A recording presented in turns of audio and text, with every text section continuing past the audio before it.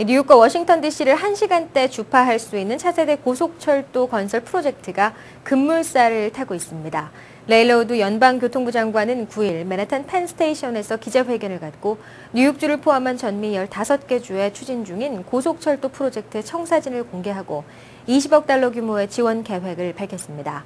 이번 지원안에 따르면 워싱턴과 뉴욕, 보스턴 등을 잇는 노스이스트 코리도 고속철도에 8억 달러가 배정되는 것을 비롯해 시카고와 디트로이트 구간에 4억 달러, 샌프란시스코와 LA 구간에 3억 달러 등이 각각 투입됩니다. 특히 뉴욕주는 퀸즈, 써니사이드, 헤럴드, 인터로킹에 새롭게 설치될 고속철도 선로를 위한 2억 6천만 달러의 예산을 포함해 모두 3억 5,500만 달러의 예산을 지원받게 됐습니다. 최대 시속 220마일에 달하는 고속철도가 완공되면 뉴욕과 워싱턴 DC 간 운행 시간은 1시간 30분에서 1시간 50분대로 줄어들게 돼 상당수 항공기 이용자들이 고속철도로 흡수될 것으로 예상되고 있습니다. 주택가격이 계속 추락하고 있습니다. 월스트리트저널은 9일 진로사의 자료를 인용해 1분기 전국 주택가격이 전년 동기 대비 3%나 떨어지며 57개월 연속 하락세를 이어갔다고 보도했습니다. 서프라임 모기지 사태가 초래한 금융위기 직후인 2008년 이래 3년 만에 가장 큰 하락폭이고 연말까지 하락세가 지속된다는 전망이 지배적입니다. 이에 따라 올 하반기에는 바닥을 칠 것이라고 기대했던 부동산 전문가들은 오히려 집값 더블딥이 현실화되고 있는 상황에 큰 우려를 나타내고 있습니다. 전문가들은 지난해만 해도 초기 주택 구입자에 대한 연방정부의 세제 혜택으로 주택 거래가 늘자 2011년 말을 기점으로 반등을 시작할 것이라고 예측했었습니다. 하지만 $8,000 세금 혜택에서 비롯된 회복세는 프로그램 종료와 함께 급격히 사라졌고 이후 주택 매매가 급락하면서 주택가격 역시 하락세를 면치 못하게 됐습니다. 뉴욕시경의 택시 관련 범죄 집계 자료를 살펴보면 2010년 택시 강도 사건은 총 422건으로 396건을 기록한 전년보다 6.2% 증가했습니다. 이는 4년간 꾸준한 증가를 보인 것으로 307건을 기록했던 2007년과 비교하면 지난해 택시 강도 범죄 발생률은 37.5%가 늘어난 것입니다. 2008년에는 342건, 2009년에는 396건이었습니다. 택시 관련 살인 범죄도 2007년과 2008년에는 단 한 건도 없었지만 2009년에 4건, 지난해 3건이 각각 발생했습니다. 2009년에는 8월 한 달에만 리버리 택시기사 3명이 총격으로 잇따라 숨졌고 지난해 브롱스에서는 요금 지불을 거절한 2명의 용의자를 추격하던 택시기사가 총격을 받고 사망했습니다. 경기 침체로 자동차 업체들이 생산량을 줄인 데다 일본 지진의 여파로 자동차 업체들의 생산에 차질이 발생하면서 중고차 가격이 급등세를 보이고 있습니다.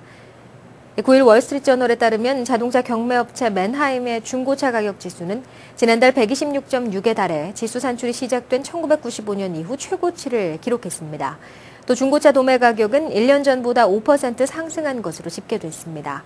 미국 중고차 시장에서 일부 차량은 최근 6개월간 대당 $1,500에서 $3,000가 치솟기도 했고 이로 인해 중고 자동차 딜러들은 재고 물량을 확보하는 데 주력하고 있습니다. 차 가격 평가 업체인 캘리블루북에 따르면 고연비 자동차나 소형 SUV의 가격은 1월 이후 20%나 상승한 상태입니다. 또 2008년형 포드 퓨전 모델의 가격은 지난 1월 이후 $1,800나 올랐고 토요타 프리우스 해치백은 $3,775가 급등했습니다. 뉴욕시 경제개발국이 웰렛 포인트 재개발을 위한 제안 요청서를 발부해 개발업자 선정에 나섰습니다. 이 제안 요청서는 62에이커에 달하는 재개발 대상 지역 중 1단계 개발이 이루어질 일부 지역에 대한 개발업체 선정을 위한 것입니다. 시의 제안 요청서는 뉴욕주 교통국과 연방도로국이 뉴욕시 경제개발공사가 내놓은 맨윅 익스프레스웨이 출구 차선에 대한 환경평가서를 지난주 승인 통과시킨 직후에 나왔습니다. 시경제개발국에 따르면 제안 요청서 제출 마감은 8월 12일이며 업체들은 전체 62에이커 재개발에 대한 계획안을 포함해야 합니다. 현재까지 29개 업체들이 제출 의사를 밝힌 상태입니다. 이에 대해 재개발을 반대하고 있는 웰렛 포인트의 건물주들은 크게 반발하고 있습니다. 대한항공이 미국에서 암 환자의 비행기 탑승을 거부한 것으로 알려져 논란이 일고 있습니다. 10일 MSNBC 방송 등 미 언론에 따르면 유방암 4기 진단을 받은 한인 동포 크리스털 김 씨는 미국의 어머니 날을 맞아 시애틀에서 대한항공을 이용해 한국으로 갈 예정이었으나 대한항공 측은 지난 8일 수속을 밟으러 온 김 씨의 안색이 안 좋다며 의사의 진단서를 받아올 것을 권유했습니다. 김 씨 가족은 장거리 항공 여행을 해도 괜찮다는 의사의 진단서를 다음 날 제시했는데도 대한항공 측이 한국 본사의 허가를 받아야만 탑승할 수 있다며 탑승을 허용하지 않았다고 주장했습니다. 대한항공 미주본부의 페니 펠저 대변인은 김 씨가 장거리 비행을 할 수 없을 것으로 생각했으며 적절한 탑승 승인이 날 때까지 김 씨 가족을 위해 호텔까지 알선했다고 밝혔습니다. 대한항공 시애틀 지점 관계자는 김 씨에 대한 의사의 소견서를 한국으로 보내 정해진 검토 절차를 밟고 있는데 현지 언론 보도가 나온 것이라고 설명했습니다.